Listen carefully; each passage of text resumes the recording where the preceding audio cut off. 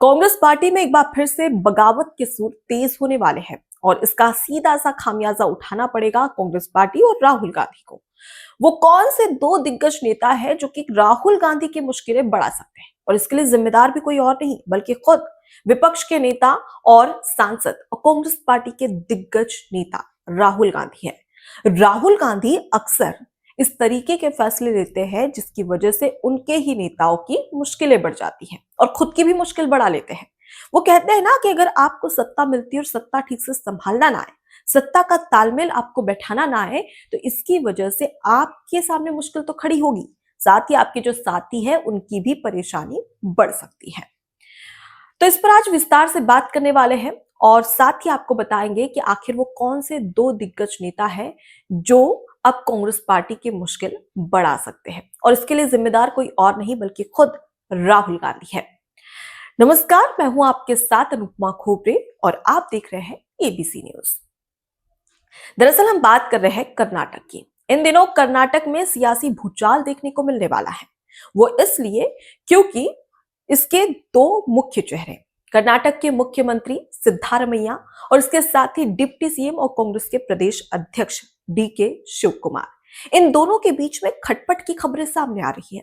इन दोनों के बीच में जो तालमेल होना चाहिए वो ठीक तरीके से नहीं समझ में आ रहा है, यानी कि दोनों नेताओं के बीच में सामंजस्य नहीं दिखाई दे रहा है। और इसके पीछे का कारण बताया जा रहा है, एक तो कैबिनेट में फेरबदल, यानी कि कैबिनेट का विस्तार होने वाला है जिसके चलते दोनों नेताओं के बीच में एक खलबली सी देखने को मिल रही है। उसके बाद में अगर दूसरा मुद्दा जिसकी बात करें तो वो है पावर शेयरिंग को लेकर, और इसके पीछे का कारण भी मैं आपको आगे बताऊंगी। और तीसरा सबसे मुख्य मुद्दा है 2028 तक सीएम पद पर बने रहने का मुद्दा। और इसको लेकर जो बयानबाजियां कर्नाटक में कांग्रेस पार्टी में चल रही है, इससे कहीं ना कहीं जो हाईकमान है उसकी मुश्किलें बढ़ रही है। अब इसके लिए जिम्मेदार कोई और नहीं राहुल गांधी है।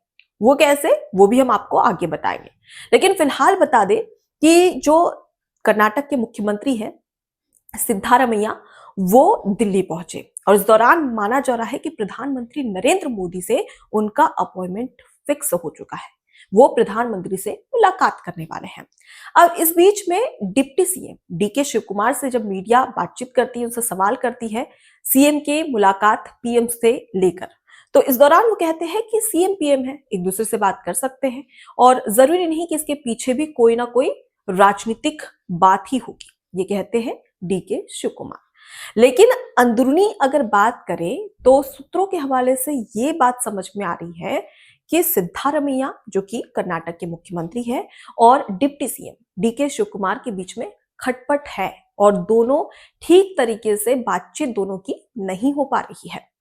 इसके पीछे कांग्रेस के ही कुछ विधायक है जो कि बताते हैं, ये सूत्रों के हवाले से आपको बता रही हूं कि वो खुद बताते हैं कि जो मुख्यमंत्री है सिद्धारमैया और उसके साथ ही deputy CM DK Shiv Kumar, ये दोनों, जो सिद्धारमैया है मुख्यमंत्री, वो कैबिनेट में विस्तार चाहते हैं, यानी कि फेरबदल करना चाहते हैं। लेकिन वहीं पर सत्र से पहले जो डीके शिव कुमार है वो ऐसा नहीं चाहते, क्योंकि मुख्यमंत्री जो नाम लेना चाहते, जो नाम कैबिनेट में ऐड करना चाहते हैं, उससे जो डिप्टी सीएम है यानी कि डीके शिव कुमार वो खुश नहीं है और इसी की वजह से दोनों के बीच में सामंजस्य नहीं बैठ पा रहा है।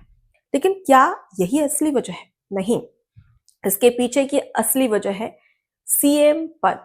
जी हाँ, दरअसल हम बात कर रहे हैं 2023 के विधानसभा चुनाव की, जब कर्नाटक में विधानसभा चुनाव होते हैं। 224 सीटें, जिनमें से 135 सीटों पर कांग्रेस जीतती है। प्रचंड जीत के साथ कर्नाटक में कांग्रेस अपनी सरकार बनाने में कामयाब हो जाती है। लेकिन वो कहते हैं ना कि सिर्फ सीटें जीतने से कुछ नहीं होता है, बल्कि आपको ये तय करना होता है कि 5 साल आप सरकार कैसे चलाएंगे, और ये सबसे बड़ी चुनौती है कांग्रेस के लिए। वो इसलिए क्योंकि डीके शिव कुमार जो कि कांग्रेस के प्रदेश अध्यक्ष और डिप्टी सीएम हैं, इनके बलबूते कांग्रेस ने इतनी प्रचंड जीत हासिल की। इनकी रणनीति, उसके साथ ही जातिगत समीकरण को साधा, उसके साथ ही क्षेत्रीय समीकरण को भी साधा, और उसके साथ ही कुछ ऐसी रणनीतियां बनाई गई, लोगों तक पहुंचे, जिसके बलबूते पर कांग्रेस पार्टी की सरकार बनी। लेकिन अब उन्हीं नेताओं को साइडलाइन किया गया, जी हाँ, आपको याद होगा जब 2023 में विधानसभा चुनाव जीती कांग्रेस तो उसके बाद में माना जा रहा था कि डी के शिव कुमार ही होंगे सीएम फेस, यानी कि कर्नाटक के मुख्यमंत्री होंगे डी के शिव कुमार। लेकिन इसी बीच में ढाई ढाई साल का फॉर्मूला आ जाता है और सिद्धारमैया को मुख्यमंत्री बना दिया जाता है। जब डी के शिव कुमार इससे नाराजगी जताते हैं तो उस दौरान हाईकमान कहता है कि देखिए ये जो सिद्धारमैया है वो इसके बाद में सीएम नहीं बन पाएंगे और अब उनकी ज्यादा एज भी है, इस वजह से आप इस बार उनको मुख्यमंत्री बना दीजिए और इसके बाद में दूसरी बार में डी के शिव कुमार यानी कि आपको मुख्यमंत्री बना दिया जाएगा। जब डी के शिव कुमार को ये बात खराब लगती है, जाहिर सी बात है कोई नेता जो कि ग्राउंड लेवल पर अपने आप को मजबूत करता है, पार्टी को मजबूत करता है, घर घर तक पहुंचता है और उसे ही अगर सीएम ना बनाया जाए तो उसे कैसा महसूस होगा। तब जो हाईकमान है वो ये फैसला सुनाता है कि 2.5 साल सिद्धारमैया और उसके 2.5 साल के बाद में डी के शिव कुमार मुख्यमंत्री हो गए। अब ये फैसला होने के बावजूद अब 2.5 साल नवंबर में पूरे होने वाले हैं, लेकिन सिद्धारमैया जो कि कर्नाटक के मुख्यमंत्री है उन्होंने अपनी पार्टी में पकड़ मजबूत कर ली है और वो अब सीएम पद से हटना नहीं चाहते हैं। वहीं डी के शिव कुमार चाहते हैं कि अब उन्हें सीएम बनाया जाए, जो उन्होंने पार्टी के लिए मेहनत की है अब उसका प्रतिफल उन्हें दिया जाए।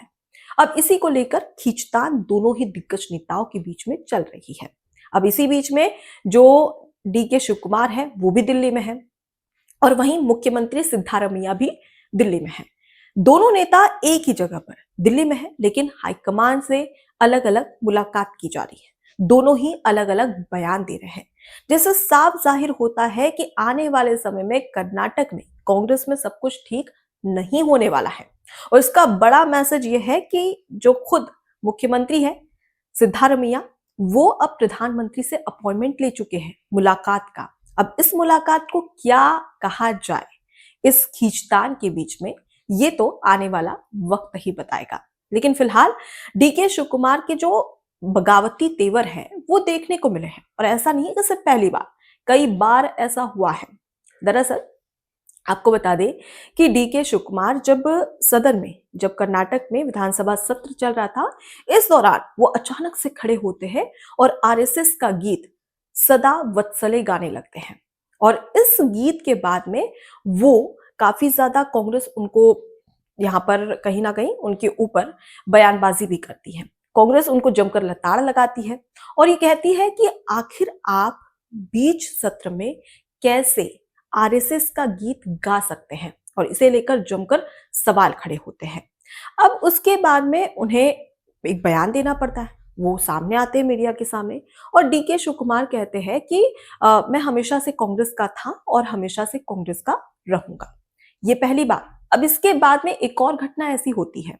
दरअसल जो महाकुंभ होता है उत्तर प्रदेश में, उस दौरान जो विपक्षी नेता है राहुल गांधी कांग्रेस पार्टी वो महाकुंभ का बहिष्कार कर देती है, यानी कि वहां जाने से मना कर देती है।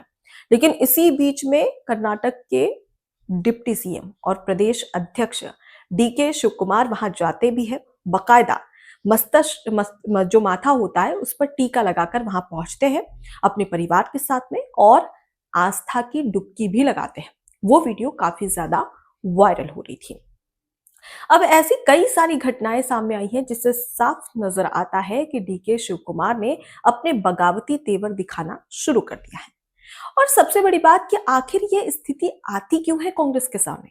अगर हम जहां देखें बीजेपी की सरकार होती है वहां पर इस तरीके की 2.5 साल का फॉर्मूला या फिर इस तरीके की खींचतान नहीं देखने को मिलती, लेकिन वही कांग्रेस पार्टी में ऐसा क्यों देखने को मिलता है। इसके पीछे का सबसे बड़ा कारण है 2.5 साल का फॉर्मूला और ठीक तरीके से राहुल गांधी का फैसला नहीं ले पाना। दरअसल आपको याद होगा मध्य प्रदेश में भी कुछ ऐसा ही होता है, 2.5 साल का फॉर्मूला जहां पर कमलनाथ को मुख्यमंत्री बना दिया जाता है और ये कहा जाता है कि जो ज्योतिरादित्य सिंधिया है उन्हें 2.5 साल के बाद में मुख्यमंत्री बनाया जाएगा।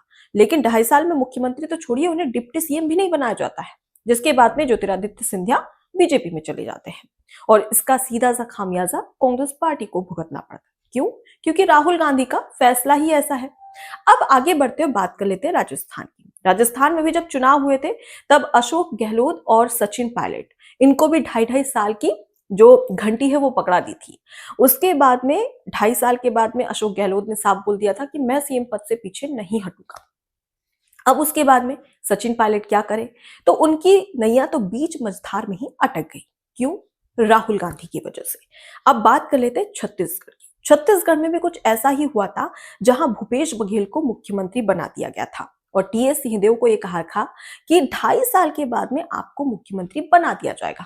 लेकिन उसके बाद में 2.5 साल तो छोड़िए, 5 साल भूपेश बघेल ही मुख्यमंत्री रहते हैं छत्तीसगढ़ के। और जब अगली बार विधानसभा चुनाव होता है तो उस समय भी वो खुद ही कहते हैं कि मैं ही मुख्यमंत्री रहूंगा अगर कांग्रेस पार्टी जीतती है तो ये फैसला क्यों होता है? क्योंकि राहुल गांधी इस तरीके का फैसला लेते हैं। 2.5 साल का फॉर्मूला। और कुछ ऐसा ही पंजाब में भी देखने को मिला था, यानी कि एक तो ठीक तरीके से आप हाईकमान के तहत फैसला नहीं ले पा रहे हैं, लेकिन उसका जो खामियाजा है नेताओं के राजनीतिक करियर पर पड़ रहा है। या तो वो पार्टी छोड़ दे रहे हैं या फिर उनकी कांग्रेस में उतनी तवज्जो नहीं दी जा रही है, जिसके चलते यहाँ पर बगावत के सुर तेज हो रहे हैं। लेकिन इसके पीछे का सबसे बड़ा कारण आखिर है क्या? तो इसके पीछे का सबसे बड़ा कारण है खुद कांग्रेस पार्टी और राहुल गांधी। क्योंकि जनता ने जिस चेहरे को चुना, आप उस चेहरे को सीएम फेस ना बनाकर, यानी कि सीएम पद ना देकर, आप अपने पसंद यानी कि गांधी परिवार का जो पसंदीदा चेहरा है उसे आप मुख्यमंत्री बना दे रहे हैं। तो इससे कहीं ना कहीं तो वो नेता भी नाराज होगा और साथ ही साथ जो जनता है उनके सामने भी एक गलत मैसेज जाएगा। डीके शिव कुमार इसी का उदाहरण है। और उसके साथ ही मध्य प्रदेश में जो अगर हम बात करें तो ज्योतिरादित्य सिंधिया, जो कि जनता का पसंदीदा चेहरा था, उनके साथ भी ऐसा ही हुआ। छत्तीसगढ़ में भी जो टीएस सिंहदेव है, जो कि जनता का चेहरा था, उनके साथ भी कुछ ऐसा ही देखने को मिला। तो ये चाहे मध्य प्रदेश हो, राजस्थान हो, छत्तीसगढ़ हो या फिर अब कर्नाटक, अब इतिहास फिर से दोहराने वाला है। और अब सवाल ये है कि कांग्रेस पार्टी कर्नाटक में इस बगावत को क्या खत्म कर पाएगी? और राहुल गांधी को कहीं ना कहीं यहां पर समझदार बनने की कोशिश जरूर करना पड़ेगा, क्योंकि उनके लिए हुए फैसले कहीं ना कहीं उनकी पार्टी के लिए, उनके खुद के लिए और उसके साथ ही साथ दिग्गज नेताओं के लिए एक बड़ी परेशानी बन रहे हैं। फिलहाल इस पूरे मुद्दे पर आपकी क्या राय है, कमेंट बॉक्स में जरूर बताइएगा। नमस्कार। एबीसी हिंदी न्यूज आज ही जुड़िए हर खबर के साथ